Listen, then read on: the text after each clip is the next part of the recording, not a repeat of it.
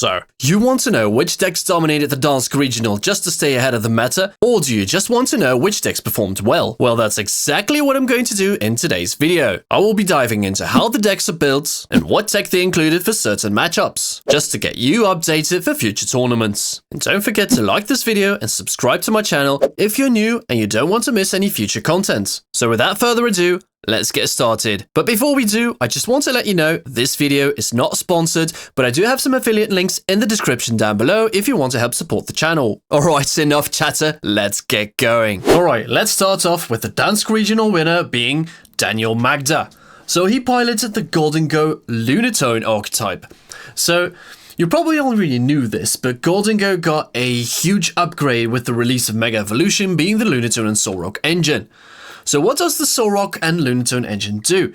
So if you have a Lunatone and a Zoroark on your bench, if they use the ability of the Lunatone, you make it discard a fighting energy card and draw 3 cards. And as you all know, Gholdengo loves to draw cards, so this is a big inclusion in the deck. What's also a big inclusion is the Zoroark is actually an attacker, so you can keep your board state so one prize worthy, such as the Cerulege as well, to manipulate the prize race and start taking knockouts with it. Because there's also the inclusion of the Vitality Band. So the Vitality Band with the Zoroark enables you to do 80 damage, which is a bit more relevant than the 70 damage. But as we all know, the basic Pokemon evolving into stage 1s or stage 2s all start with 70 or 80 HP. So that's why the Vitality Band is a big inclusion. But it's also for the Gholdengo because it multiplies damage times 50 and having that 10 extra damage, meaning it can do 260 damage like in the mirror match. You just had to discard 5 energies instead of 6 energies. And what other big inclusion is here is the Mega Mawile EX. So in the past, Gholdengo had a rough time going up against Cornerstone and stuff like that and being trapped and such, but with the inclusion of the Mega Mawile, you can actually strike back to that Cornerstone Ogerpon EX, because the Cornerstone Ogerpon EX just blocks all the damage from Pokemon that have an ability. But Mega Mawile EX doesn't have an ability, it has that Gobble Down attack. So the Gobble Down does 80 damage for each prize card you have taken. So in order to be able to use this, we must have taken prize cards already, knocking out a 2 prize Pokemon or a 3 prize Pokemon, being able to 2-shot the Cornerstone Mask Ogerpon EX. But we're not limited to a wall, so that is a counter to Gholdengo EX. Alright, and another thing here is that Daniel Magda is also playing the Team Rocket's Petrol, together with the Secret Box engine. So Secret Box has been underused in Gholdengo. It was Energy Surge Pro for a very, very long time, then they switched over to the Prime Catcher, but I do feel that the Secret Box might be a secret ingredient for Gholdengo. See what I did there? Yeah. Because you're able to draw a supporter card from it, an item card, a tool card, and a stadium card. But it doesn't stop there. The Team Rocket's Petrol can be used either early game to fetch out the Secret Box instantly, or you can lose it late game if you need another superior energy retrieval just to close out the game. And of course, there's this one-off Picnic Basket, which helps you in matchups such as Grimmsnarl EX or Dragon Ball TX, which just spreads damage all over and just get multiple knockouts. Then the Picnic Basket is going to counter that, because Dragon Ball also likes to spread the damage like 30-30 and maybe even just one-shot the Gholdengo with the pop of a Dusklops or a Dusknoir. Yeah, so the Picnic Basket is going to counter that. Moving over to the second place, we have Flareon Box by Hagen. Yeah, normally Gholdengo is a pretty good matchup for Flareon because you're hit for weakness. And because the prize mapping is pretty straightforward, you can knock out a single prizer, being the Zoroark or a Gimmighoul, then you can take a 2 prizer, and then you can close out the game with a Briar and a Flareon. But to get those pieces is asking a lot. That's why she included the Pidgeot engine. So the one-off Pidgeot actually helps you set up your game, but it's very tricky because you play one-off each, so you have to make sure you price check in advance to know if you can use the Pidgeot engine or not. And there is also the inclusion of the Black Belt's training. So what does the Black Belt's training do? It does 40 damage more to your opponent's active EX Pokemon. So essentially you can do 280 damage with the Bloodmoon Soluno EX, or with the Terrapagon Heracross EX, you can do 280 damage, or if you use Crown Opal, you can just Crown Opal to 220 damage, and also having access to the Gravity Mountain means we can easily one-shot big HP Pokemon, and the list she builds is rather consistent to boot, because you have access to the Fan Rotom, which can just search out your Pidgey, your Hoots, and your Noctowls, just to get your setup started and rolling. And with the inclusion of the Glass Trumpet and Energy Switch and the Sparkling Crystal, you can just attach onto anything you want to attack with. And being a boosted evolution Eevee means you can just use the Jet Energy just to get in the active spot and instantly evolve into the Flareon EX. Now the Jet Energy is also a big inclusion because you had the popularity of the Clutch Yveltal. So the Clutch Yveltal tends to trap things in the active spot, which was a very big deal, especially against an Eevee box archetype such as this. But having access to the Jet Energy means you just counter that clutch, meaning you can Boss's Order something up and just knock it out for multiple prize cards. Then in third place, we have the Grimmsnarl archetype by Arthur. So interestingly enough, this Grimmsnarl deck doesn't even focus on item locking. There is no budget in here whatsoever, but there is the double copy of TM Evolution, we have 2 Spikemouth Gym, and interestingly enough, this deck doesn't play the Artisan because thing is, you also expect other decks to play Artisan, which you can benefit from, and then bounce it with your Spikemouth Gym, fetch out Hermanni's Pokemon on top of that. And one other inclusion we see here is the Petorant EX. So the Petorant EX is also going to counter like the opponent's Yveltal plays, which can trap your Snorunt or the Frostlass into the active spot. So the Petorant can actually switch out one of your Dark Pokemon to the active spot so that it doesn't stay trapped. And that is a big thing here. And then we also see the one of Energy Switch. So the one of Energy Switch is rather important because you get one attachment for turn. The Grimmsnarl EX, just with its punk up ability, it's charging up the energies to itself, which we can Energy Switch off to another Munkidori to be able to use Adrenabrain multiple times. Other than the standards, attach one for turn and use Adrenabrain once during your turn. No, with her Energy Switch, we can use it to benefit from Adrenabrain multiple times. Moving over to fourth place, we have another Gholdengo archetype by Christian Fontenot. And interestingly enough, this one isn't playing the Team Rocket's Petrol, it's not playing Secret Box, it's not playing Mega Mawile, but it has some other interesting techs. So, one thing that really stands out here is the inclusion of the Premium Power Pro. So remember when I said that Zoroark can hit for 80 damage, which is relevant for other basic Pokemon, which have higher HP? Well, this Premium Power Pro is going to help you on top of that. So using the Premium Power Pro for your Zoroark with the Vitality Band is enabling you to hit 110 damage, which is going to be relevant for most Stage 1 Pokemon and bigger basic Pokemon. But, and this is big, when you use Boss's Orders, and you get a Premium Power Pro in your hand, and your Zoroark has a Vitality Band,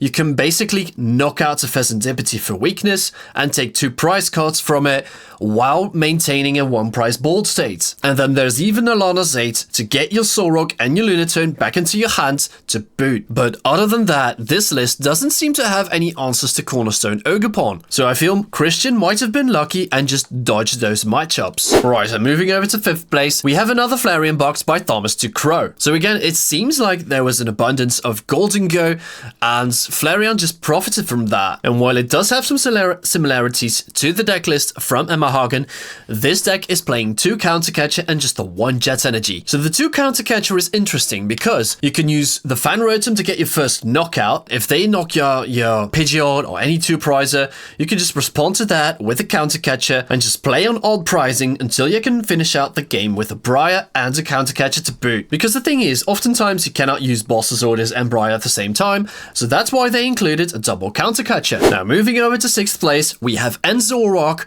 piloted by Calvin Connor. So I think there is still a lot to learn from the Zoroark archetype. So we have seen multiple versions, one with the Darmanitan, one without the Darmanitan. This one is playing the double Reshiram, and it has answers to Cornerstone as well, because that's also a main problem of this deck, is that it has no answers to Cornerstone Ogerpon EX, but this deck has access to the Mega Absol. What the Mega Absol is also good for, so you have this access to the Terminal Period, which instantly knocks out your opponent's active Pokemon if they have exactly 6 damage counters on it. But then you also have access to the Claw of Darkness. So the Claw of Darkness is an interesting attack because it allows you to have insight on your opponent's hand, and you get to discard a card you find there. It's not a random, you get to see the hand, you get insight on what they're playing, on what they're holding, and you get to discard a card you see there. And this is also going to combine well with Arai. So what does Arai do? So especially against the Gholdengo matchup, where you don't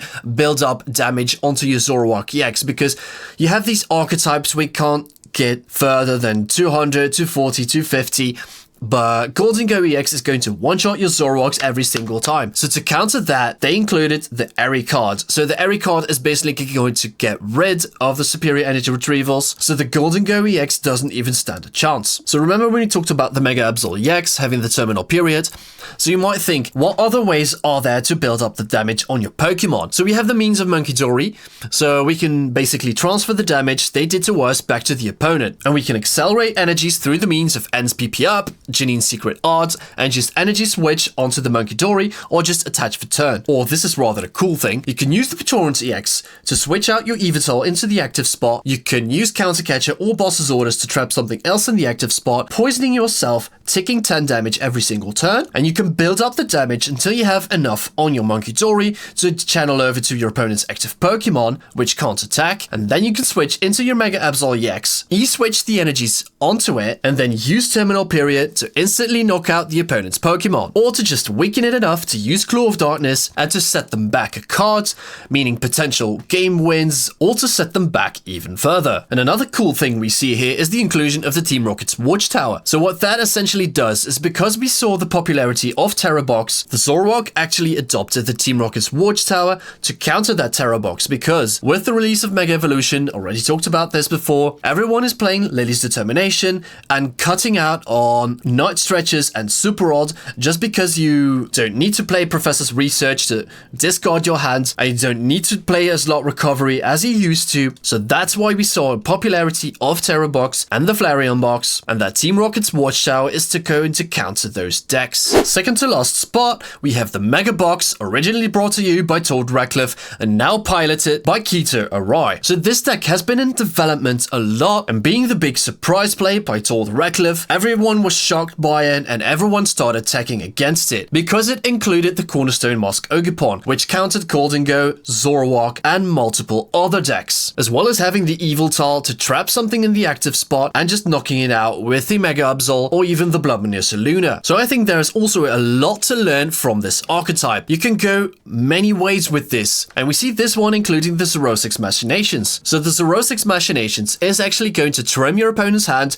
down to 3 cards. So it's good against those decks that draw a lot of cards like Gholdengo or perhaps even Alakazam, and that card is going to tech against that matchup. And interestingly enough, for the mirror match, this deck has also adopted the Enhanced Hammer, because you can't use Mega Absol EX against another Mega Absol EX which has a Mist Energy attached to it. That's why they have the inclusion of the Enhanced Hammer, and having access to 2 energy switch and not just the one, meaning we can use multiple Munkidori. We can attach 1 time on the Mega Absol, use 2 Munkidori, and then just E-switch even onto the Mega Absol to use the Terminal Period. But one thing that's really countering this deck is the Dragapult archetype going Jamming Tower on their first turn, because this deck always wants to go second to be able to utilize the Technical Machine Turbo Energize on their second turn. But that's why Dragapult has adopted the Jamming Tower, to be able to counter that deck and to stop that from accelerating energies. Yes, obviously we're playing the 2 Lively Stadium. We can play something like Lily's Determination or Iono to refresh the hand, to be able to have access to that stadium to counter that Jamming Tower. But having only access to 2 stadium cards doesn't always mean we get to draw into it, and oftentimes when this deck doesn't get the Turbo Energize off, it means you don't have enough energy on the board to be able to knock something out turn after turn, meaning you will have to rely more heavily on the Yveltal to trap something in the active spot while slowly building up your board. And then finally, we have Charizard Pidgeot piloted by Hermanni. So you would expect this would be the Charizard Pidgeot archetype, which we have seen before multiple times, but it has some spicy inclusions, starting off with the Secret Box. So before that, we saw Prime Catcher, we saw Unfair Stamp, and all those spicy inclusions in Charizard, but we haven't seen Secret Box before. So Secret Box is also an interesting inclusion, because as I said before, it can fetch out a supporter card, an item card, tool card, and stadium card. Talking about stadium cards, this Charizard build is playing the Mesagoza. So playing the Mesagoza means means you can flip a coin, and if it lands on heads, you can search out your deck for any Pokemon. So it means we don't need to dig for a Pokemon, or we don't need to use Ultra Ball, throw away the resources, because Charizard is packed with resources you don't want to get rid of. And having access to the Masagoza means you can just fetch out that Pokemon and just build up your board state that way. And one other cool combo I think this deck has adopted is going to be the Jet Klefki combo. So playing the Jet Energy and pushing the Klefki into the active spot enables you to shut down the Psyduck's ability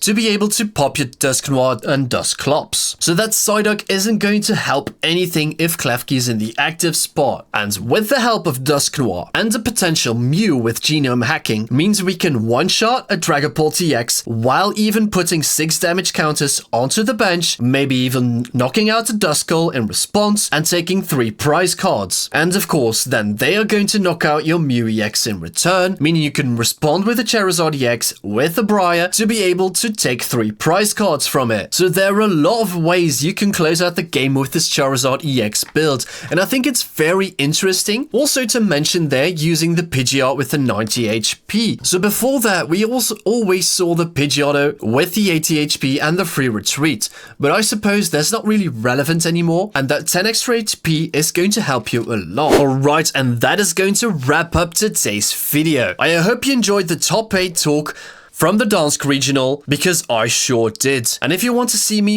doing more in-depth on this, please let me know in the comments below. Because I was just talking about the spicy inclusions and the tech cards here and there, but if you want me to talk about what the deck is good for initially, please let me know. And as always, please like this video and subscribe to my channel if you don't want to miss future content and you love what I'm doing. With that being said, I wish you a very good night, and I will see you in the next video.